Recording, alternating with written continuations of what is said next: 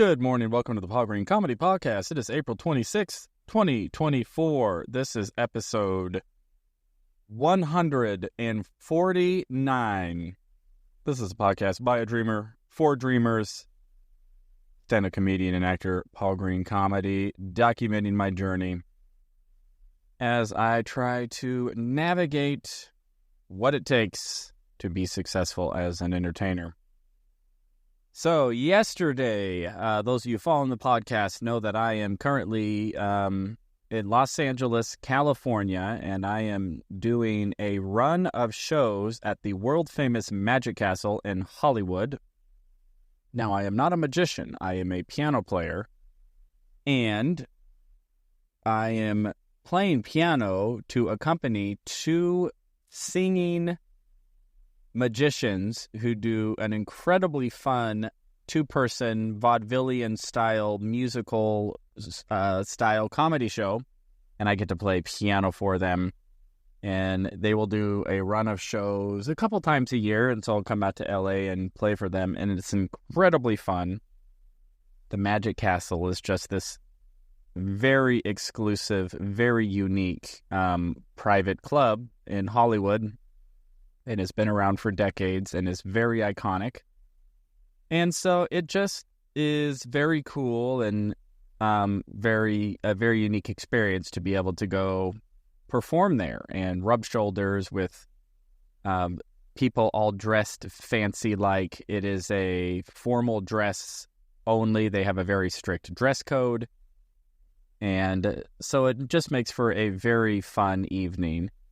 And so I will be performing there 3 more nights, and I've been there the last 2 nights.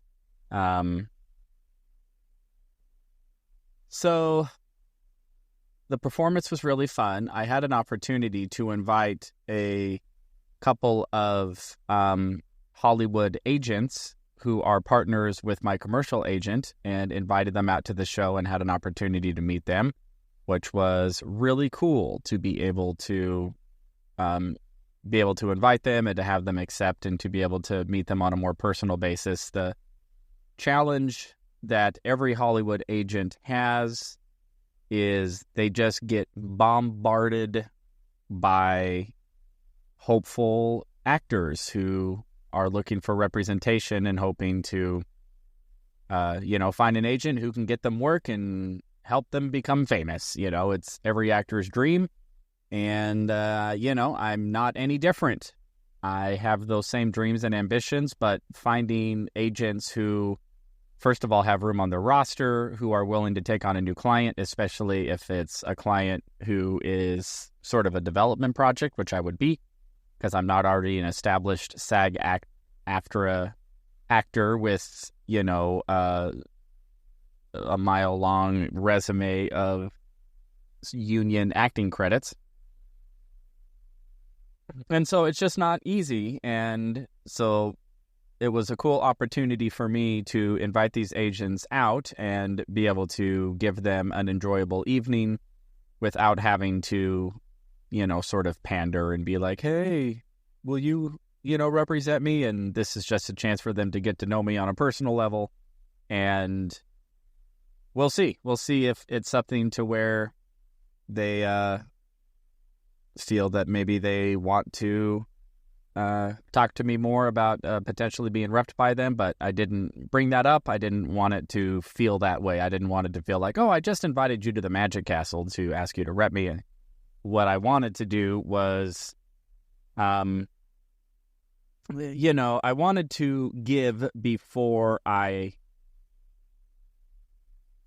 not only give, but give without any sort of expectation. And again, Hollywood agents, they have to work so freaking hard.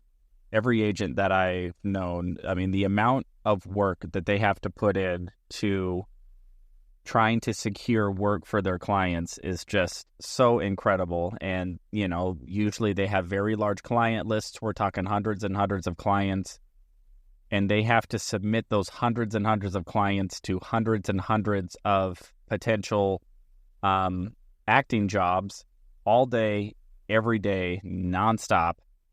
And they're commission only. So they only get paid if they get one of their actors into an audition, the actor crushes it and actually gets booked for the gig and then gets paid for the gig. And so agents just have to do so much legwork for free, in essence, before they can actually get paid for all of their hard work. So I was happy that I could have them come out and have a experience at this world-famous Magic Castle, and it was great meeting them. They were incredibly gracious and very friendly and personable, and it was just a good experience. I was really happy that I met them. So I am represented with their agency, but only in their commercial division. So I don't know if anybody listening knows how that works, but when you're repped as an actor, there's a couple of different types of agents, but the two most common are theatrical and then commercial. And commercial obviously tries to get you work in advertising, to be an advertising actor on, TV commercials, internet commercials, etc. And then theatrical, they are trying to get you in TV and movies. So most actors have both. Sometimes there are agents who will do both. They'll be both your commercial and your theatrical, but it's usually divided up. And so now you can be under the same brokerage, but that brokerage will usually have multiple agents who specialize in one of the two. And there's other types of agents too. There's literary agents and live performance agents and stuff like that. But so anyway, it was really great, again, to be able to just invite them out, give them a good evening out, let them know that, I appreciate all the hard work they do. That's what I said in the email when I invited them. Just said, hey, I want to invite you to the Magic Castle. Just appreciation for all your hard work. And so that was really great. And if it leads to other opportunities, that's great too. But we'll see. It was just really fun being able to have special guests out to the show and to be in a position to have access to this very exclusive club, which is sort of a Hollywood secret, kind of. Well, it's not really a secret, but it's people who know about it know it's exclusive, and it's hard to get in to the Magic Castle. You just can't show up and knock on the door or stand in line. You can only get in. It's a by invite only club.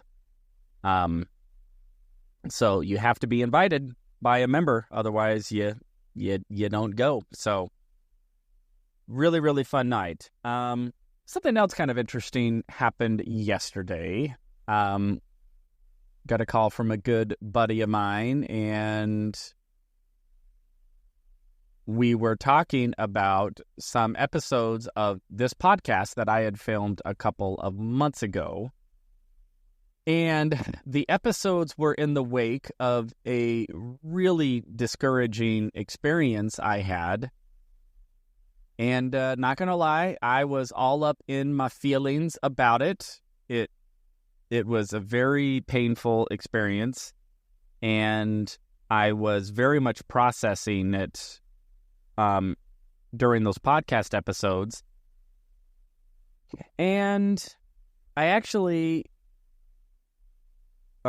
he had actually seen one of those episodes and was just talking to me about, how, I don't remember the words he used, but just that it was hard to watch because of, how hurt I was. And then I actually went back and watched one of them, and watching me do those episodes a couple of months later, I said some things in there that I didn't really like that I had said. And although they were definitely true and I definitely felt them, they were also very clearly fueled by a very fresh wound. And now that so much time has passed, I And after talking to my buddy about it and getting his recommendation, and he's somebody who I really trust and I know has my best interest at heart, decided to actually take those episodes down. So there are a couple of missing episodes of the Paul Green Comedy Podcast. The chances that anybody will miss those is remarkably slim, very much slim to none. So I'm not worried about it in that sense, but I don't know. Anytime I make a decision like that, then I really have to go into somewhat of an existential conversation with me in terms of what are my values, and, you know, if I wasn't going to keep those episodes up, why did I record them in the first place? And now that they are up and anybody could have heard those, including the those who were involved in the incident of which I was discussing and was really hurt by, you know, they could have heard it at any time. And I don't know. So here's sort of the two value systems that I'm pinning against each other and trying to determine which one I consider to be of higher value. Well, I already know which one because of the decision that I made to take the podcast down. But the sort of the hierarchy of values there is, well, number one is I do this podcast and I always want to be incredibly transparent and honest about what I'm thinking and what I'm feeling and what I'm going through. This podcast, the general idea is to talk about going for big dreams and what you want in life. And the reality is that process is not always sunshine and rainbows. And matter of fact, it rarely is. It's a lot of hard work, a lot of discouragement, a lot of perseverance, a lot of not giving up.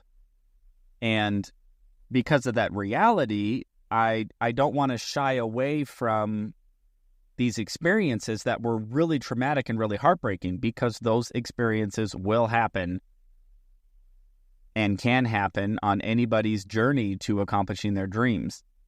So that's why I did choose to talk about the experience. Now, the flip side of that is, to what degree do I, first of all, sort of air my dirty laundry in public? And to what degree do I want to be complicit in sort of throwing other people under the bus?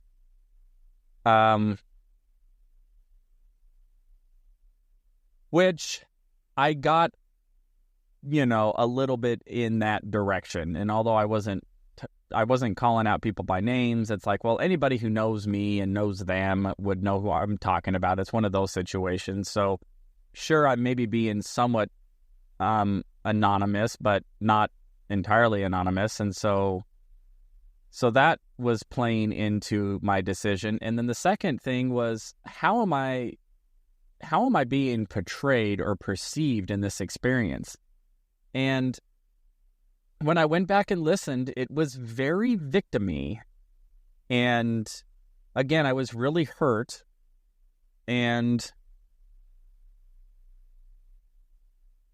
But yeah, there was just a underlying mentality that, first of all, I don't think is good for me. I don't think is helpful. And here's